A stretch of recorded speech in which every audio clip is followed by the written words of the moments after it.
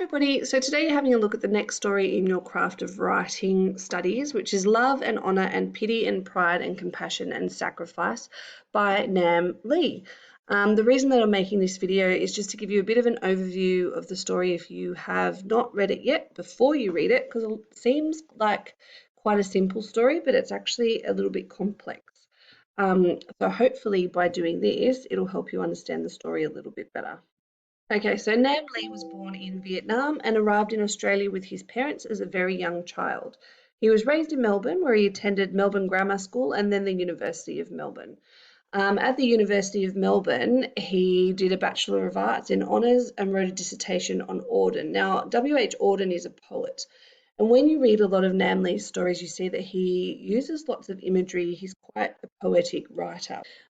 He also later on went on to live in America, and the story that you read is set in Iowa, when he was on a scholarship at the University of Iowa, and it's sort of about his journey as a writer, I suppose, in America. And down here it says he's now been admitted to the Supreme Court of Victoria as a lawyer, so he's a pretty high achiever. All right, now Love and Honour and Pity and Pride and Compassion and Sacrifice is the opening story of Nam Le's anthology, The Boat. So this story is the very first one in this book. And in this book, it's all about relationships. So Love and Honour tells the story of a young writer who is urged by his friends to mine his father's experiences in Vietnam. Now that verb, to mine his father's experiences, is quite an interesting one, because when you read through the story, it is actually all about Nam Le wanting to use his father's experiences to write a really good story, but then also not wanting to write that way because of the exploitation that can often happen when we write about different cultures. So it's a very conflicted story, or it's all about the inner conflict that the writer feels at being a Vietnamese writer who's expected in a Western society to write a Vietnamese story. But he sort of has grown up in the West, and so he wants to write Western stories, but he's also very interested in his heritage and his father. So it's this really conflicted story about, his want to be a writer and what he should write. So what at first seems to be a satire on turning one's life into literary commerce becomes a transcendent exploration of homeland and the ties between father and son. All right, so here one of the really interesting things about Nam Le's story is that he accepts that in order to be a writer, you kind of have to exploit your craft in some way. So as a writer in the West, he has to make money off his writing. And there are a lot of Western readers in this story anyway who are saying, well, you're Vietnamese, and there are heaps of people who love to read stories about Vietnamese people and romanticize, people who are not from the West. So he's kind of stuck in the middle of this kind of place, which we call diaspora, if anybody wants to look that word up. So Love and Honour is a story about identity and how far an author will go for his craft. Will Nam exploit his father's story for his own purposes or to become a well-known author? It is a story about diaspora, which I just said, and the search for self in a world that both acknowledges ancestry and cultural traditions, while forging on with a life in Western societies that can often have specific expectations of people from non-Western backgrounds. So even though Nam Le sees himself as both Vietnamese and Australian, it's kind of trying to put those two cultures together to write a story in America. So there's like all of these different backgrounds, settings, cultural identities happening within this story. And then you've got the really metafictional idea of basically using stories for commerce, like trying to make money off writing. And if you're a writer, do you exploit what you know? Or do you write complete fiction because it's like fun to write about vampires and stuff, which you'll see comes up in the story. Okay, now this story there are some intertextual links all the way through it with William Faulkner's Nobel Prize speech in 1994. So intertextuality is one of the biggest techniques that we see come through. And this is part of his speech here. Now, William Faulkner was a very famous author, and in his speech he said, Our tragedy today is a general and universal physical fear so long sustained by now that we can't even bear it. There are no longer problems of the spirit. There is only the question, when will I be blown up? Because of this, the young man or woman writing today has forgotten the problems of the human heart in conflict with itself, which alone can make good writing, because only that is worth writing about, worth the agony and the sweat. He must learn them again. So basically, Faulkner is saying that we're so afraid of our mortality and of wanting to be great, brilliant writers that we kind of forget what the good stuff is in writing. And as you're reading through Nam Lee's story, you see that he starts to pull back towards those really human emotions that his father felt. Should he show compassion towards a father that he may not necessarily get on with? Should he show, pity towards his father? Here says that he must, an author, this is like a how-to for authors. He must teach himself all the basis of all things is to be afraid. And teaching himself that, forget it forever, leaving no room in his workshop for anything but the old verities and truth of the heart, the old universal truths which any story is ephemeral and doomed. So love and honor and pity and pride and compassion and sacrifice. So basically, Faulkner is saying these are the central things to a story.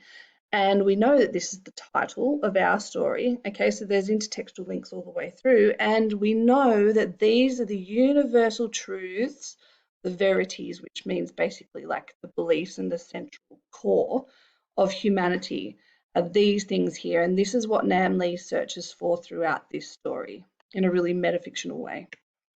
Okay, now our main techniques throughout the story, and there are others, it's a very metafictional story. There's motif, which you'll see in the river and in the use of water. And here we've got like an image. This is Iowa State University here, and this is the river. So this is the river that Nam Lee talks about in his story.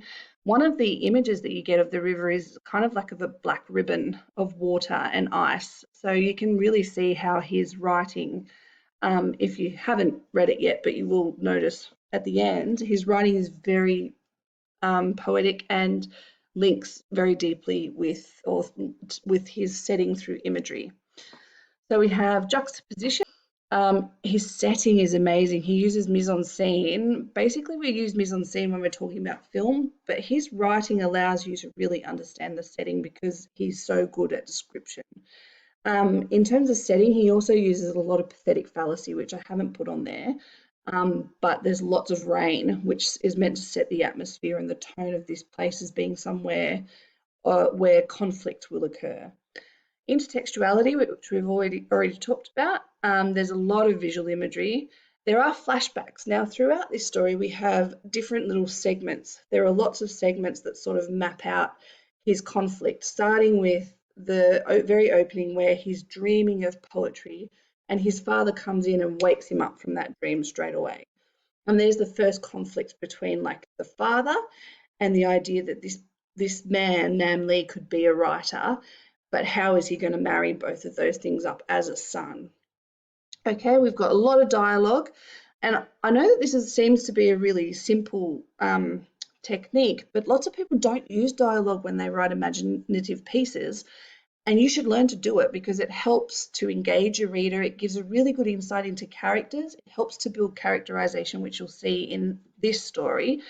And one of the really good things about dialogue here is that Nam Lee uses both Vietnamese and English in certain places to sort of show the melding of two different cultures and within the writer himself. It's very contextual, which is not necessarily a technique, but that is developed throughout these techniques is the context of the writer himself. And there is also irony. There's great irony in the fact that Nam Lee, the author who lives in the real world, is writing a fictional story about a guy named Nam Lee who is struggling to sort of connect all of his different identities and himself within this place.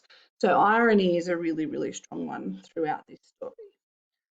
Okay, now I'm just going to read you a little bit of the story to sort of give you an idea. So the plot of the story, basically, Nam's father turns up while he's living in Iowa. He has to write this story for a deadline. So as part of his like scholarship and part of living there and having to write, he has a deadline to meet. It's very similar to what time is it now where you are. But in order to meet that deadline, he has to question whether he should be using his father's story, which his father doesn't necessarily want him to tell, because there are links to the Vietnamese War and to quite a traumatized past. And Nam has to think, well, is that what a Western society wants to hear? Probably yes. So do I use this as a commodity and try and make money off it to meet my deadline? My father arrived on a rainy morning. I was dreaming about poetry, the dull thluck thluck of the typewriter's keys punching out the letters. It was a good poem, perhaps the best I'd ever written. When I awoke, he was standing outside my bedroom door, smiling ambiguously. Still groggy with dream, I lifted my face towards the alarm clock. So already, my father arrived on a rainy morning. Okay, you have pathetic fallacy setting up an atmosphere here of dreariness, rain, and all the way through this, water. I said motif was a really big technique that's used. Water becomes a huge technique because water is fluid. It's constantly moving, changing. You can't grasp it, you can't hold on to it.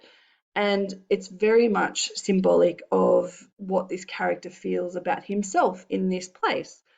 And about his concepts of what it is to be a good son and what it is to write a good story, and the sort of the conflict between those two things. So water, and at the end of the story, it's kind of cyclical.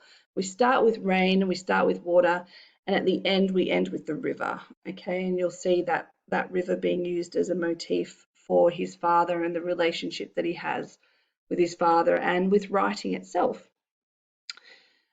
So also we've got this really big metafictional opening here. So he's dreaming about writing a poem, because obviously he's a writer himself. So he's setting up in his orientation the premise of a writer meeting with his father. What time is it? Hello, son, he said in Vietnamese. I knocked for a long time. Then the door just opened.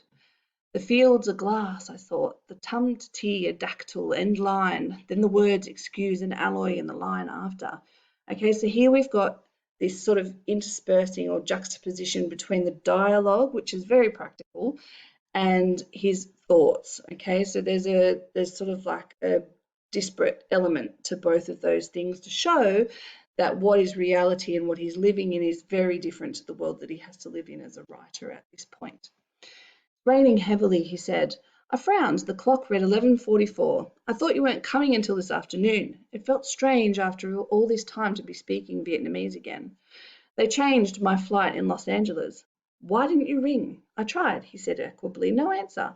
So at this point, the father is quite sweet. Like, he's nice. Words like equably are shown that, the father is a nice guy. He showed up to see his son. I twisted over the side of the bed and cracked open the window. The sound of rain filled the room. Rain fell on the streets, on the roofs, on the tin shed, across the parking lot like the distant detonations of firecrackers. Everything smelled of wet leaves. So even here, you've got a little bit of maybe antithesis or juxtaposition happening, where you've got this lovely sound of rain going on in your head, and then all of a sudden he goes, nah, it's like firecrackers. So there's that conflict between what it is that we imagine the setting to be and actually what we're hearing, or what he is hearing. I turn the ringer off when I sleep, I said. Sorry. He continued smiling at me significantly, as if waiting for an announcement. I was dreaming. He used to wake me when I was young by standing over me and smacking my cheeks lightly. I hated it, the wetness, the sourness of his hand. Come on, he said, picking up a large Adidas stuffle and rolled bundle that looked like a sleeping bag. A day lived, a sea of knowledge earned. Now here we've got our little sort of prophecies going on, and here's Nam Le being really clever and giving us the cliche sort of Vietnamese, or even, I mean, it's cliche in like terms of Asian literature, where a lot of Western people or Westerners expect to hear some of those really cool proverbs and the Confucius type mottos, and being really clever here and giving, because he knows his target audience as a Western audience. It's kind of what a lot of people would expect from literature written by somebody who came originally from Vietnam. So he's been really clever and put that stuff into this story, things like, proverbs, But then later on, he shows us that actually this character, his father, is not a cliche at all. He's really complex. And so there's the idea of expectation of what people expect from a character, from a person, and then he completely twists it, which is why this story is so clever.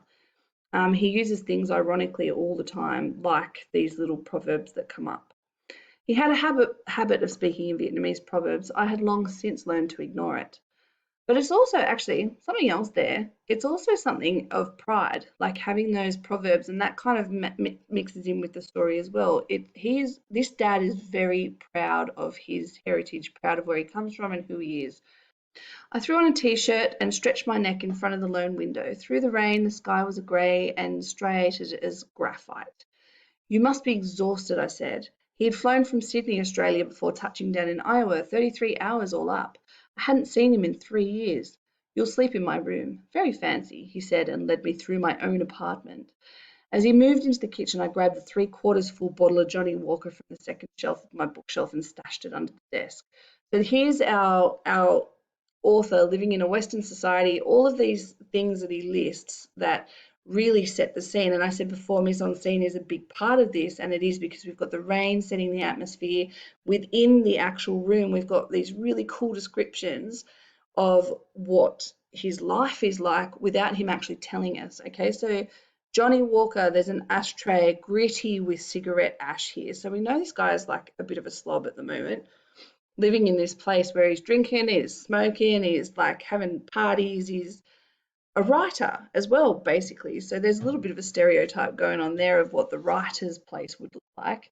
But it's a really good example of show, don't tell, which is what you're going to have to learn for your imaginative pieces if you decide to do imaginative, is that he is giving us aspects of his life without actually telling us what his life is like. So by just giving us little props and little descriptions of his life, he's characterizing himself or characterizing his character. Walking into the kitchen, I thought for a moment that I'd left the fire escape open, could hear rain water gushing along gutters down through pipes. Then I saw my father at the sink, sleeves rolled up, sponge in hand, washing the month-old crusted mound of dishes. The smell was awful. Okay, and now we come through to some of our Vietnamese language. So, ba, I frowned, you don't need to do that. His hands, hard and leathery, moved deftly. Ba, I said half-heartedly. I'm almost finished. He looked up and smiled. Have you eaten? Do you want me to make lunch? Hoi, I said, suddenly irritated. You're exhausted. I'll go and get us something. So in Vietnamese, I did look this up and it says it means stop. So he's saying stop, just go to bed. You must be exhausted. And by using different words like that, he's again characterizing these people in terms of the language that they use. And that's a technique that you can use as well. And I remember we talked about it with books like Harry Potter. I mean, she uses accents for someone like Hagrid all the time, which really characterizes that person. And that's why dialogue can be such a good technique. All right, now the last thing I'm going to say, because I'm not going to read any more of this, is that we jump into different time frames. The truth was he'd come at the worst possible time. So here we go into a flashback of him with his partner. So flashbacks are a really interesting way of you being able to, show us the past as well. And even using white space like this and little asterisks is a really interesting way of making time shifts between different sections of story. Okay, now I'm going to leave you to read the rest of that. You're going to have a couple of questions to answer. I hope it's a very long video, I'm sorry, but I hope it helps to show you what this story is about. Okay, bye.